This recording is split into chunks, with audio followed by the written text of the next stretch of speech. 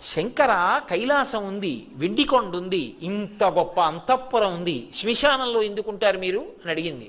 అడిగితే ఆయన చెప్పాడు, పార్వతి చేతకాక నేను శ్మశానంలో లేను.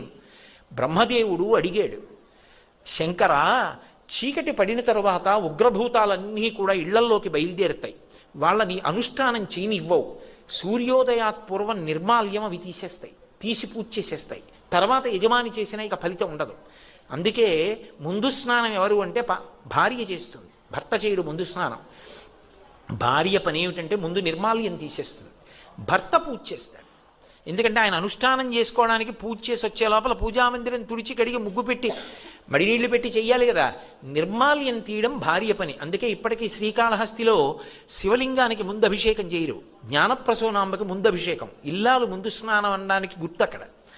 కాబట్టి శంకర